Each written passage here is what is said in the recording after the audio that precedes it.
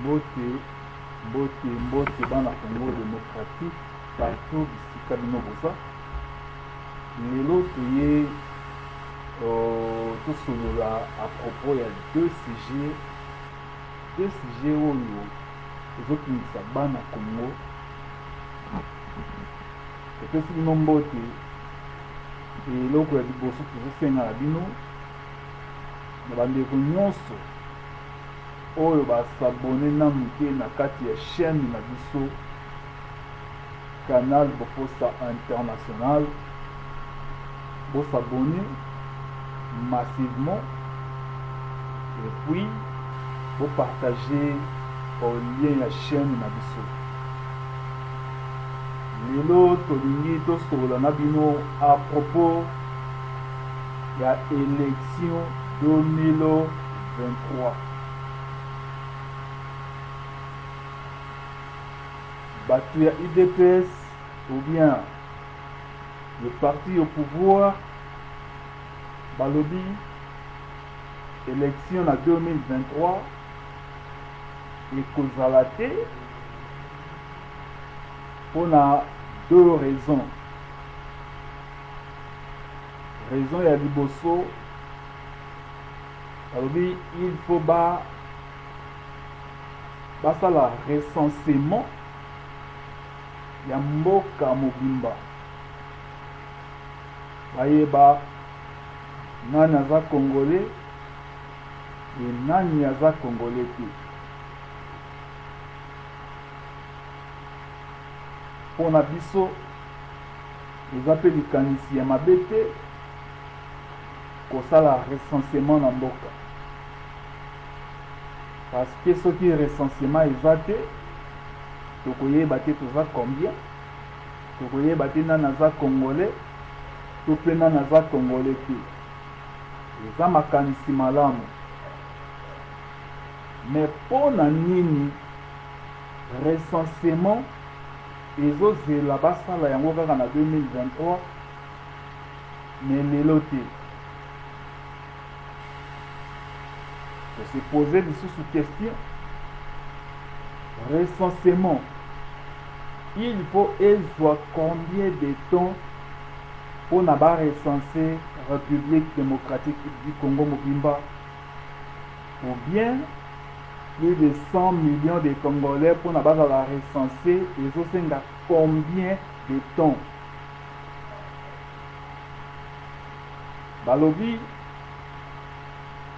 aussi longtemps que l'élection est causalité avant 2023, le président en place restera en fonction jusqu'à l'arrivée du nouveau président élu, c'est-à-dire Oya Kozala élu après Tshilombo, Nde Akoya ko remplacer Tshilombo comme le dit l'article 70 de la Constitution Nabiso, que le président en place restera jusqu'à l'investiture du nouveau président.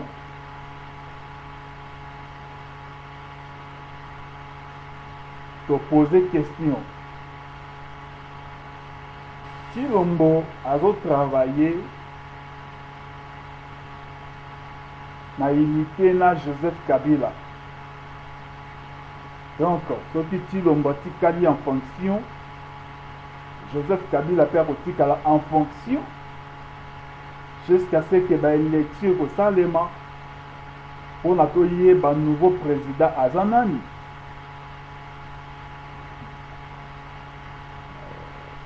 Ce n'est qu'au Congo de tout le monde a makambu ya boye. Ce qui Tshilombo tikali na pouvoir est en 2023, collègue 2023.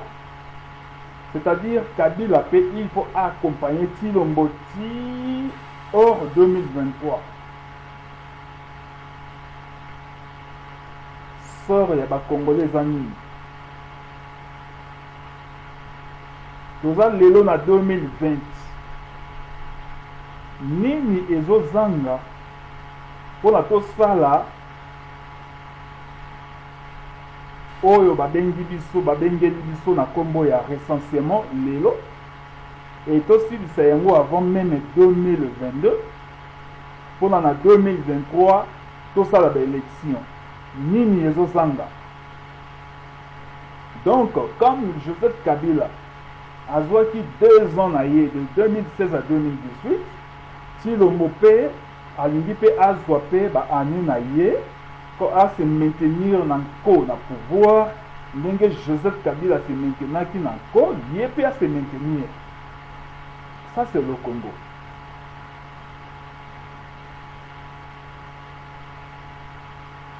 Ça fait mal ya komona niveau mboka ezokende. Recensement ekosala combien de temps? Recensement ekosala combien de temps?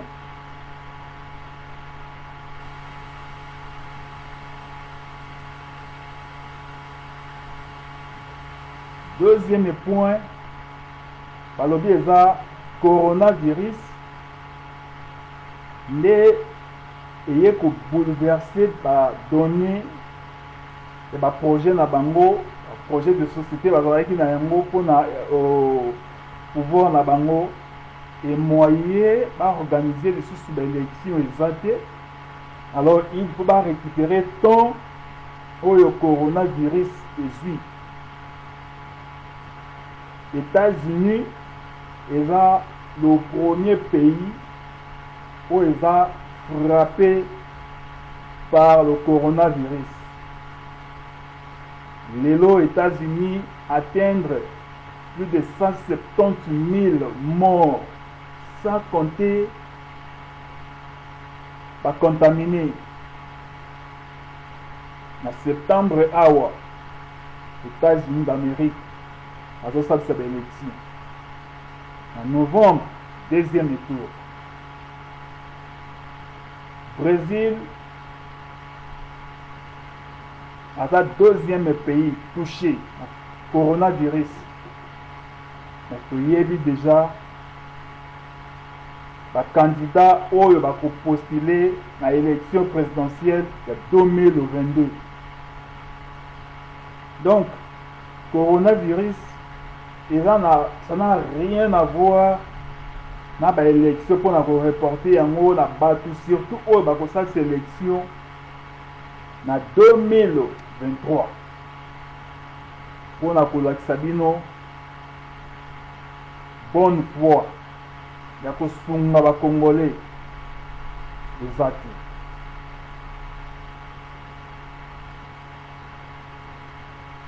Deuxième sujet, c'est un sujet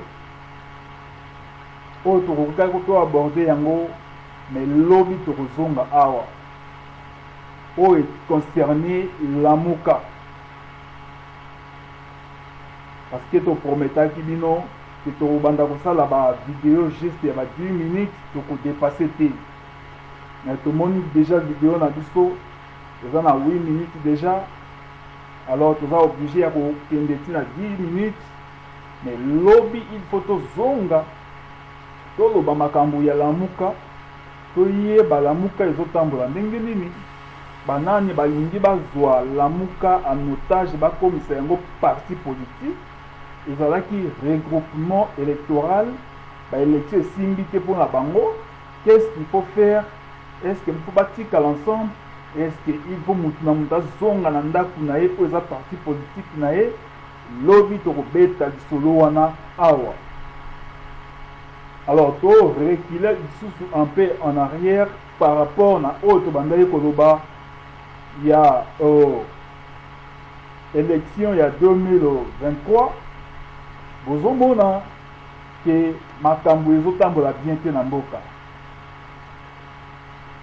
Un mois passé yangoyo plus de 1300 morts dans le RDC, tu vas entourer dans un pays oyo bakangi RDC en otage, un pays comme Zambie, et Zubis en otage et kangi ba soldats na biso, bakangi bango en otage pendant 3 heures de temps, ba boy ko libérer bango na kati ya sol congolais.